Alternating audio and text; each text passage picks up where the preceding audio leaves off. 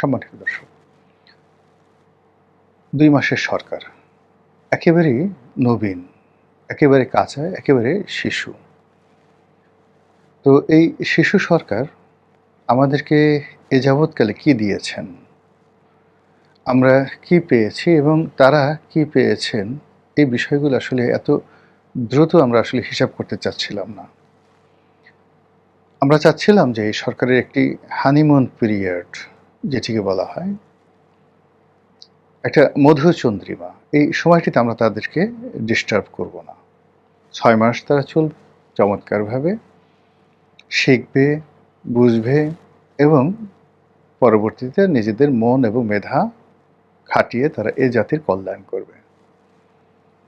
কিন্তু গত ৬০ দিনে তারা যে সকল কর্মকাণ্ড করেছে, সরকারের মন্ত্রীরা, স্বয়ং প্রধানমন্ত্রী, এতে করে যে বাকি সময়গুলোতে আগামী দিনে আপনারা যে সরকারের প্রতি বা সরকার প্রধানের প্রতি একটা আস্থা রাখবেন, এই পরিবেশ পরিস্থিতি লক্ষ্য করা যাচ্ছে না।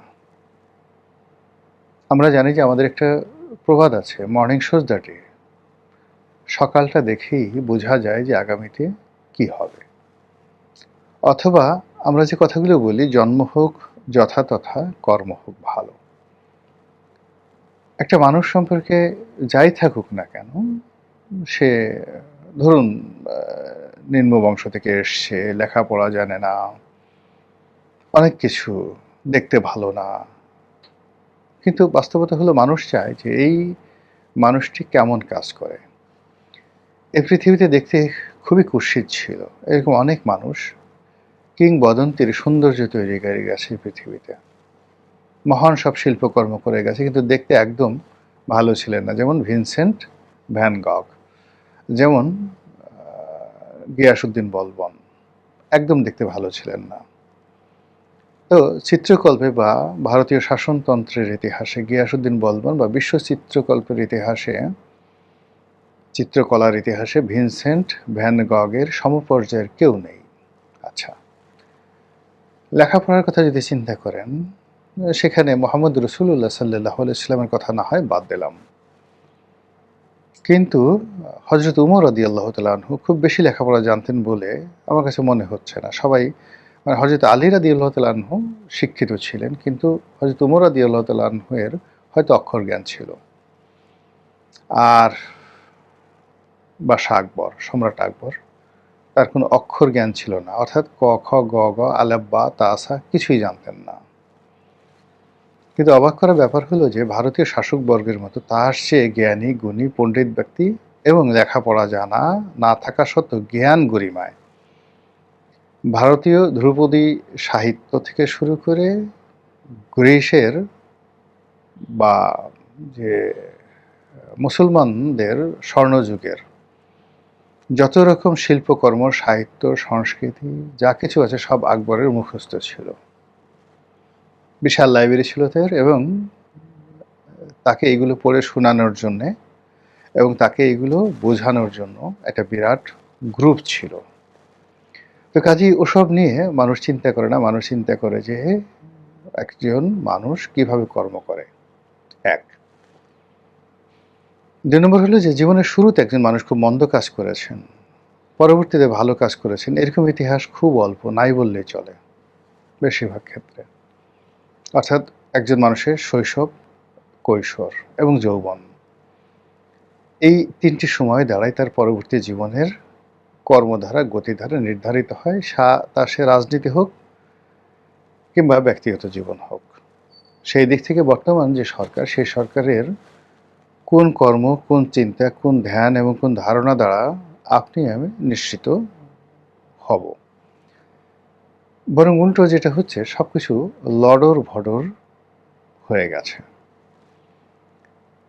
শেখ হাসিনার জমানাতে যেভাবে একটা সিস্টেম চলছিল, সেটাকে ডক্টর মোহাম্মদ ইউনূস এসে বললেন যে ও মাই গড, মানে চট্টগ্রাম আঞ্চলিক ভাষায়, যে এখানে তো সবকিছু লডর ভডর হয়ে আছে।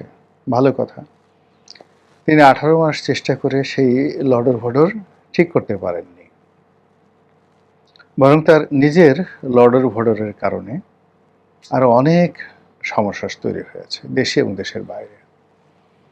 বাংলাদেশের যতটুকু মান মর্যাদা ছিল, পাসপোর্টের যতটা মান মর্যাদা ছিল, পতাকার যতটা মান মর্যাদা ছিল, সবগুলো তছনছ হয়ে গেছে। এবং তার উপর আবার যখন বর্তমান সরকার এলো, সবাই তো ভীষণ রকম আশাবাদী হইল যে এত জনপ্রিয়তা, এত জনসমর্থন এবং কোনো প্রতিদ্বন্দ্বী নেই। তো এরকম একজন মানুষ, তিনি নীরবে নিভৃতে সুন্দর করে চিন্তা করে অনেক ভালো কাজ তিনি করতে পারবেন। তো ভালো কাজের কোনো নমুনা নেই। তিনি তার পিতার যে আরাধ্য, পিতার যে কাজ নিয়ে প্রচুর আলোচনা আছে, সমালোচনা আছে এবং ওনার সেই খাল কাটা নিয়ে প্রচুর গল্প আছে। এখন পুত্র হিসেবে প্রধানমন্ত্রী তার পিতার সেই ঐতিহ্যকে, খাল কাটাকে তিনি একেবারে তার যে প্রাইম, মরে গেলেও তাকে খাল কাটতেই হবে এবং এটার মধ্যেই তিনি তার অমরত্ব খুঁজে পাচ্ছেন এবং শ্রেষ্ঠত্ব তিনি প্রমাণ করতে চাচ্ছেন খাল কাটার মাধ্যমে। দ্বিতীয়ত হলো অদ্ভুত একটা বিষয় তার মাথায় ঢুকে গেছে, যে কোনো বিষয় হলো কার্ড দেওয়া। ইতিমধ্যে এই যে তিনি যে কথায় কথায় কার্ড দিতে চাচ্ছেন, ফ্যামিলি কার্ড, কৃষক card, diesel card, education card, এরকম অসংখ্য কার্ডের নাম চলে আসছে। আর সর্বশেষ যেটি হচ্ছে সেটি হলো এলপিজি কার্ড, গৃহিণীদের জন্য এলপিজি কার্ড। এটা নিয়ে রাজনৈতিক অঙ্গনে ঠাট্টা চলছে, ট্রল চলছে। তাকে নিয়ে যে সকল কথাবার্তা বলা হচ্ছে তাতে করে কি হলো, প্রধানমন্ত্রীর যে একটা ভারসাম্য কিংবা প্রধানমন্ত্রীর যে একটা ভাব গাম্ভীর্য, এখানে আমি দুটো শব্দ বলছি, ভারসাম্য। অর্থাৎ তিনি সৌরজগতের সূর্য যেভাবে তার গ্রহ উপগ্রহ তাদেরকে নিয়ন্ত্রণে রাখে একটা মাধ্যাকর্ষণ শক্তি দিয়ে এবং তার ফলে পৃথিবীতে একটা ভারসাম্য আছে, তেমনি যিনি দলনেতা হবেন, দ্য টিম লিডার, যেমন প্রধানমন্ত্রী, তার কর্মে কনসিস্টেন্সি থাকবে, তার কর্মে মানুষ ভাববে যে অদ্ভুত একটা বিষয়, সুন্দর একটি বিষয়, অসাধারণ একটি বিষয় প্রধানমন্ত্রীর মাথা থেকে বের হয়েছে, যেটি আমরা কল্পনাও করতে পারতাম না। আর সেটা না হওয়া পর্যন্ত আসলে মানুষ নেতৃত্ব মানতে চায় না। নেতাকে সবসময় নিজের চাইতে বড় হতে হয়। আমাদের সমাজে যারা লোকজন আছেন, দার্শনিক আছেন, কবি আছেন, সাহিত্যিক আছেন, নৃত্যশিল্পী আছেন, অভিনেতা আছেন, অভিনেত্রী আছেন, চোর, গুন্ডা, বদমাইশ, ডাকাত, কি না আছেন। তো সকলের কাছে একটা মেসেজ যেতে হবে যে প্রধানমন্ত্রী তার চাইতে বেশি বুঝেন, বেশি জানেন, বেশি শক্তিশালী। এখন এটা তো একজন মানুষের পক্ষে সম্ভব নয়। যেমন ধরুন আমি সাহিত্য জানি, কিন্তু আমি শিল্প জানি না। ধরুন আমি শিল্প জানি, আমি খেলাধুলা জানি না। তো প্রধানমন্ত্রী যিনি হন বা রাজা হন, যিনি সম্রাট হন, তিনি আসলে একটা ইনস্টিটিউশন। তিনি এই অভাবটা পূর্ণ করেন, তার রাজ্যের বা সাম্রাজ্যের সবচেয়ে শ্রেষ্ঠতম মানুষগুলোকে তিনি সংগ্রহ করেন। বিজ্ঞানী, সাহিত্যিক, কবি, মানে তার যে কালেকশন, সেই কালেকশনের সমপর্যায়ের লোক বাংলাদেশে থাকবে না। এবং তিনি যখন যার সঙ্গে বৈঠক করবেন, যে পেশার সঙ্গে, যে শ্রেণীর সঙ্গে কথা বলবেন, তখন ওই বিষয়ে যিনি সর্বশ্রেষ্ঠ এক্সপার্ট, তিনি তার পাশে থাকবেন, তার সঙ্গে তিনি পরামর্শ করবেন এবং প্রধানমন্ত্রী শুনবেন, সিদ্ধান্ত দিবেন এবং যারা আসবেন তারা বুঝবেন যে প্রধানমন্ত্রী আসলে বিষয়টা জানেন। কিন্তু আমাদের এই যে যিনি এখন বর্তমানে এসেছেন, জনাব তারেক রহমান, এখন পর্যন্ত তার আশেপাশে ওইরকম কোনো এক্সপার্ট দেখা যাচ্ছে না। এদের অনেকেই অনভিজ্ঞ, অনেকেই নবীন, তার চেয়েও নবীন। আর এদের যে লেখাপড়া, বাস্তব জীবনের যে সফলতা, এই বিষয়গুলো মানুষকে আকর্ষণ করবে এরকম একজন সিঙ্গেল লোক প্রধানমন্ত্রীর চারিদিকে নেই। বরং সব কিছুই মনে হচ্ছে যে একটা স্টেজ শো হচ্ছে, স্টেজ পারফরম্যান্স। খুব অল্প সময়ের জন্য কেউ মঞ্চে উঠেছেন এবং দর্শকদেরকে এন্টারটেইন করার জন্য যা কিছু করা দরকার, যেভাবে একজন এন্টারটেইনার করে, সেইভাবে এই পার্লামেন্টে যারা সদস্য রয়েছেন, বিএনপির এই মুহূর্তে যাদের হাতে ক্ষমতার যে সকল জিনিস রয়েছে, মানে ইনস্ট্রুমেন্টগুলো রয়েছে, তারা সেই চেষ্টাই করছেন। কিন্তু অন্তত লং রানে একটা দেশের যে স্থাপত্য, একটা দেশের শিক্ষা, দীক্ষা, কৃষ্টি, কালচার, প্রশাসন, অর্থনীতি, রাজনীতি, সমাজনীতি, ধর্ম, কর্ম, এমনকি প্রেম ভালোবাসা। এই জায়গাগুলোতে বর্তমান সরকারের যে ধীশক্তি, কল্পনা শক্তি এইগুলো সংযুক্ত হয়নি।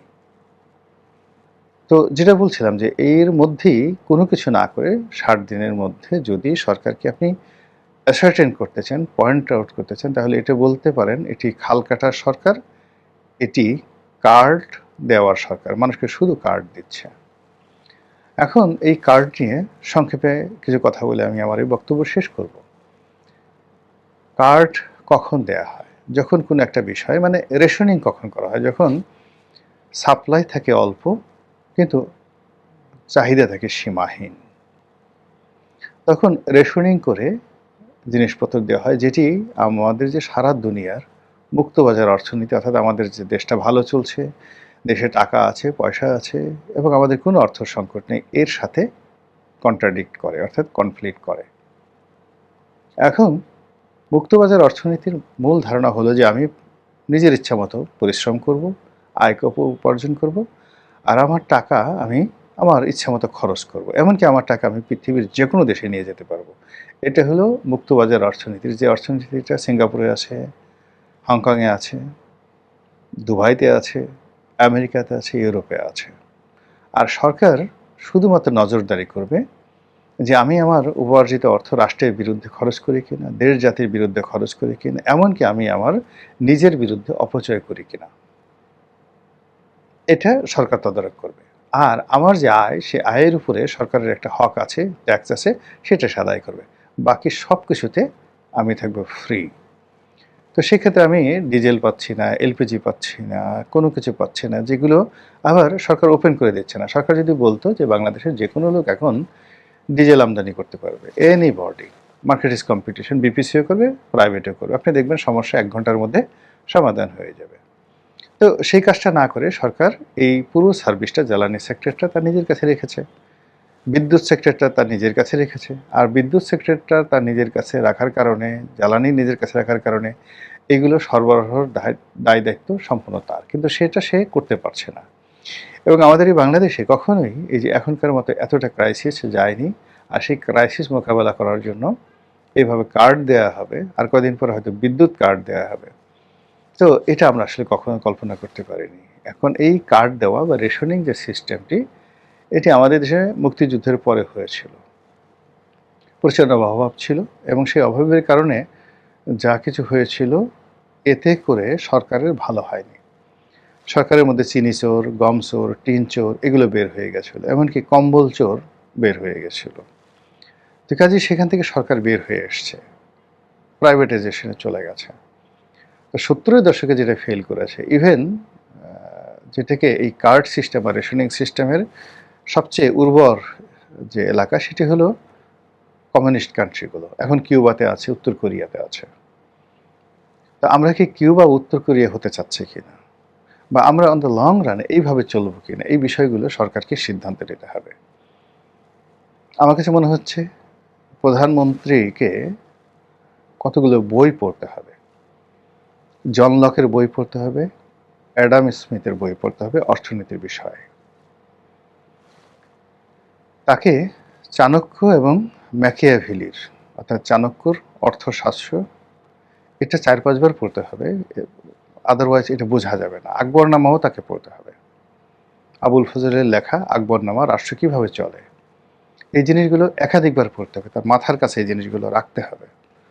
এগুলো শুধু বললে হবে না, এবং এগুলো তিনি যদি না বোঝেন, এগুলো নিয়ে আবার আলোচনার টেবিল বসতে হবে যে আসলে প্রিন্স নিয়ে, সুলতান সুলেমান তার প্রকাশ্য রাজদরবারে তিনি ম্যাকিয়াভেলির প্রিন্স নিয়ে আলোচনা করতেন। এখনো পর্যন্ত কনফুসিয়াসের থিওরি নিয়ে আলোচনা হয়। ওয়েলফেয়ার স্টেট বা কল্যাণকর রাষ্ট্র, সেই কল্যাণকর রাষ্ট্র বলতে অ্যারিস্টটল কী বোঝাতে চেয়েছেন, সেই জিনিসগুলো নিয়ে এখনও আলোচনা হয়। রুশোর, ভলতেয়ারের যে লেখাগুলো, সেগুলো নিয়ে এখনও বিভিন্ন রাজদরবারে আলোচিত হয়। তো কাজেই প্রধানমন্ত্রীকে এই জিনিসগুলো নিজে পড়তে হবে, অথবা মানে যারা পড়েছেন তাদের কাছ থেকে জেনে নিতে হবে যে আসলে এটার থিম কি অ্যান্ড থিওরি কী। এবং সঙ্গত কারণে অনেক মানুষ অনেক জিনিসগুলো ভুলে যায়। যেমন একটা শব্দ প্র্যাগম্যাটিক আমরা ব্যবহার করি। তা আমি ১০ বার ২০ বার মনে করেছি, দেখেছি, পড়েছি, কিন্তু হঠাৎ করে আমি ভুলে যাই যে এটার আসলে বাংলা কী? এই প্র্যাগম্যাটিক শব্দটির বাংলা কী? এইজন্য হয় কি যে প্রতিনিয়ত এই যারা এই শব্দগুলো জানে, যারা এই লেভেলের লোকজন আছে, তাদের সঙ্গে না চললে প্রধানমন্ত্রী এখন যে উপাধি পেয়েছেন কার্ড নিয়ে এবং যেভাবে লোকজন তাকে নিয়ে ট্রল করছে, এটা যদি বাড়তে থাকে তাহলে তার পক্ষে আসলে ভালো কাজ করা সম্ভব হবে না।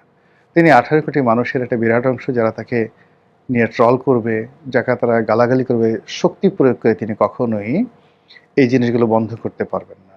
তিনি মানুষের সম্মান, মর্যাদা তিনি অর্জন করবেন তার আপন কর্ম, তার আপন চিন্তা এবং জনগণের প্রতি তার প্রেম এবং ভালোবাসা দিয়ে।